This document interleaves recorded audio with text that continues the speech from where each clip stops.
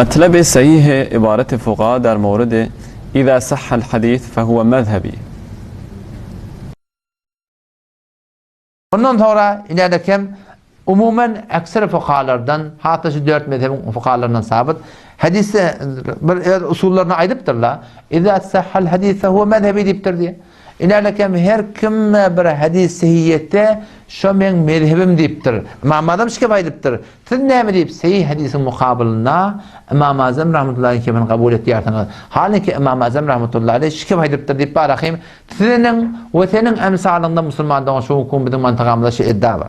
Sen ne ettirsin o da? Şimetle bir inerlekem, niyeden inerlekem reddül muhtarda da şimetle bari ettirsin. Ama müteessifane, sen ne deyip Allah'tan korkma aleyhi. Yani Allah'tan korkma. Sen ne deyip Allah'tan korkma şimetle ben iyiliğini getirmiyorsun. Galip gümenşi Müslümandan şimetle bir sen yazma yaptırdın. Belki sen eline yazıp veriptirler, sen de şunları etimadan şu mantıkada paylaşıp verdin. İnerlekem o da reddül muhtarın metli bir şey. Aynı şikep, keten ştadı yaptırsan. İza sahhal hadis fehuve mezhebi.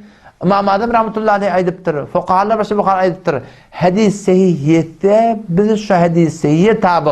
Şu men mezhebim deyiptir. Ama müteessifane şun iyice zaten gayşet yerden. Ne Allama Şami için aydıptır. Yönü deyiptir. O da ve la yakhfa enne zâlike limen kâne ahlen linnadari fin nusus ve ma'rifeti muhkemiha min mensûhiha deyiptir. İza sahhal hadis fehuve mezhebi diyen kimden çürüyümcü deyiptir. Her bir yardımcıdan çürüyüm mi? Yok. Bu ol bir adamdan çürüyüm ki ehli nezer olsun mensuhi muhkemi yankı bir şeraiti ki İmam Şafii rahmetullahi aleyhi aydıptır ha. Şol şerayet tafılan adamın hakkında aydılan kepşi. Her bir adım ola adı ahundan çürüyüm Müslüman doğun. Aydılan kepte şey. İza sahhal hadis fehuve mezhebi diyen kep her bir yardım olan hakkında aydılan kepte belki ulema-i muhakkak ehli tercih, ehli iştihat fil mezhebin hakkında aydılan kepçe Müslüman doğun. Hemşehrin ki o da Peygamber Huda sallallahu aleyhi ve sellem'in hadis var. Peygamber aydıptır. Men katile katilen felehu selabuhu deyiptir. Her kim birini öldürse şon sazı samanı şon deyiptir. Şimdi bir adam gelip hadisi okuydu. Peygamber her kim öldürse şon samanı şonku deyiptir. İnanırken bir tane kafir geliptir Müslümanın yurduna emin alıp geliptir, pasport bilen geliptir, yerine bırak bilen geliptir. Şunu inanırken Peygamber şunu ayda akkanan marahim Peygamber ettir diye akkan öldürse. Sağ saman bar yoklarını kapır geldi. Kim etti? Kim etti? Peygamber etti. Gördün o da örneğin Peygamber şunu nirde ediptir. Kim aydıptır? Buna Peygamber sahabelerden cima ettir. Kimden cima ettir? O meydan cengden cima ettir.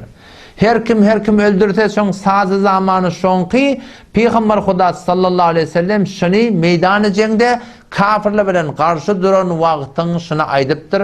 Her bir yerde gören adamın marahim Müslümanlığın arasında emniyet ben gelip kafirle yaşap ve hükümetin elinin aşağına, hükümeti İslami'nin elinin aşağına da şunları emin veriptir. Şunu alakam öldürüptür. Şun marahim hakikaten tenin marahimine hak adam öldürüldüğüne yarım yer Müslüman doğan şek yok. Aynı şu turatında İza sahhal hadis fehuve mezhebinne bizim fukahalardan şüme ediptirler. Her bir ahun, her bir molla, her bir kaliden Müslüman doğan şunu aytmaptırlar.